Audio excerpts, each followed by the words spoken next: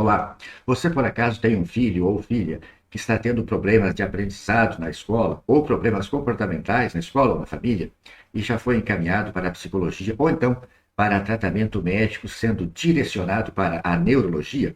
Você quer saber os principais motivos que levam esse encaminhamento a ser direcionado para a neurologia? Eu vou te mostrar os 5 motivos principais desse encaminhamento ser direcionado ao médico neurologista. O primeiro grande motivo do encaminhamento ser direcionado à neurologia é o desconhecimento, ou seja, as pessoas em geral e também os profissionais da educação desconhecem que os transtornos da infância, como deficiência intelectual, transtorno do espectro autista, hiperatividades de atenção, transtorno desafiador opositor, estão todos listados no capítulo da psiquiatria na CID-10, na Classificação Internacional de Doenças, e também no DSM-4, DSM-5 já, que é a Classificação Diagnóstica e Estatística da Psiquiatria Norte-Americana. Talvez por se tratar de doenças nervosas, as pessoas pensem em encaminhar ao neurologista, que é o médico dos nervos no sentido físico, quando existe ofensa ao tecido cerebral ou tecido nervoso, os nervos periféricos em geral, enquanto que estes são problemas comportamentais e emocionais. Então, eles são mais cabíveis de serem direcionados à psiquiatria. O segundo grande motivo do encaminhamento ser direcionado à neurologia, em se tratando de serviço público, é a limitação de recursos. Ora, percebemos ao longo do tempo que as prefeituras têm limitação de verba, e entre contratar neurologista ou psiquiatra, se opta pelo neurologista. Por quê? Porque não há como ter uma família sadia e que de repente tem um tumor cerebral, um AVC, um acidente com um trauma crânioencefálico e a pessoa está em coma. Não há como dizer para essa família que não tem médico especialista para ver esse doente. Enquanto que, na psiquiatria, o paciente de transtorno mental muitas vezes tem seu juízo, infelizmente, prejudicado, rebaixado, e ele não consegue perceber que não está sendo oferecido para ele o serviço mais adequado.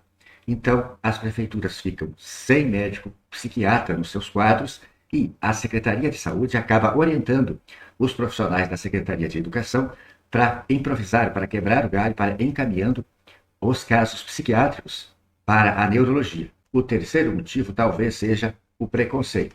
Ou seja, ninguém quer ter um familiar seu com uma enfermidade psiquiátrica. Existe inatamente o ser humano uma certa recusa por essa hipótese diagnóstica de um transtorno psiquiátrico. Então, como as pessoas não aceitam muito bem, às vezes até profissionais que entendem, que enxergam que o caso é psiquiátrico e deveria ser direcionado assim, para que haja uma aceitação de pelo menos ir ao médico para buscar um tratamento, se direciona para a neurologia, que é um pouco mais aceita pelas pessoas. Não necessariamente a gente precisa se submeter ao tratamento psiquiátrico, mas foi sugerido, vá, faça uma avaliação, pegue uma segunda opinião, veja o que vai ser bom para você, como foi argumentado que pode ser melhorado com o tratamento, seja medicamentoso ou não, o que pode ser melhorado na criança da gente.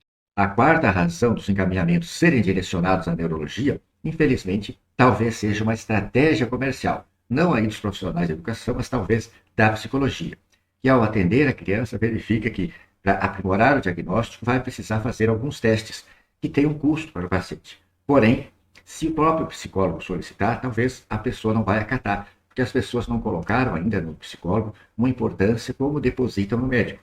Então, o psicólogo encaminha para o neurologista, que vai fazer os exames neurológicos com aquela obrigação que ele tem de encontrar ou descartar, as enfermidades psiquiátricas que ofendem o cérebro. Então, ele vai fazer exame de imagem cerebral, tomografia ou ressonância, eletroencefalograma, eletroneuromiografia e exames de laboratório, talvez. E esses exames virão normais, porque nós não estamos diante de doenças neurológicas, e sim psiquiátricas. E o neurologista vai dizer, como não é a expertise dele fazer o diagnóstico psiquiátrico pormenorizado, ele vai devolver ao psicólogo pedindo um teste neuropsicológico.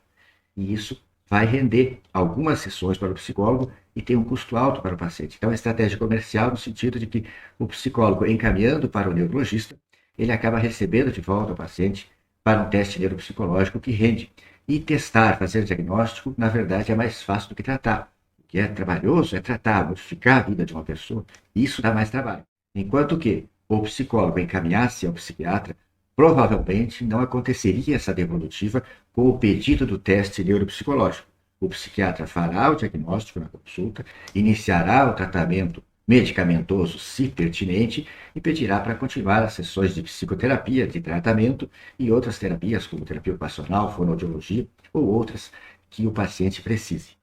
E a quinta e última razão que eu percebo dos encaminhamentos irem mais para a neurologia são as preferências pessoais, a preferência do cliente, né, que um pouco se mistura com aquela do preconceito, com as enfermidades psiquiátricas. As pessoas preferem mais ir ao neurologista e não são somente os transtornos da infância que vão mais ao psiquiatra. O colega cardiologista, né, talvez seja o profissional que mais atenda os transtornos de ansiedade. O transtorno de ansiedade mais protótipo, mais típico, é o transtorno de pânico, que se revela através de crises de pânico repetidas, e essas crises de pânico, muitas vezes, elas imitam, elas parecem ter sintomas cardíacos, e esses pacientes procuram o cardiologista, que fará os exames para descartar a doença cardíaca e vai implementar o tratamento de doença nervosa ele mesmo, ou ainda encaminhar ao psiquiatra. Bom, para fechar, vamos revisar aqui. Vimos nesse vídeo as 5 razões que levam os profissionais a encaminharem mais os transtornos comportamentais da infância ao neurologista.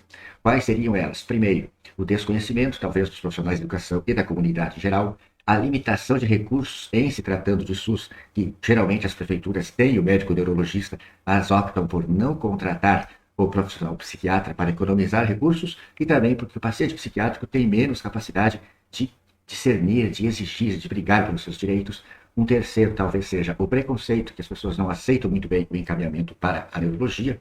Quarto, uma estratégia comercial dos profissionais de saúde, porque atrasando a chegada do paciente psiquiátrico ao psiquiatra, acontecem mais sessões, mais testes, mais exames, mais rendimento financeiro para as clínicas. E um quinto pode ser a preferência do próprio paciente, que não aceita ir ao psiquiatra e que ele mesmo pensou, e ele quer ir ao médico neurologista. Me conta aqui nos comentários se você conhecia esse modo de operação dos encaminhamentos e se os transtornos da infância estavam classificados dentro do capítulo da psiquiatria. Se você gostou do vídeo, dá teu like. Se não gostou, também pode dar teu dislike.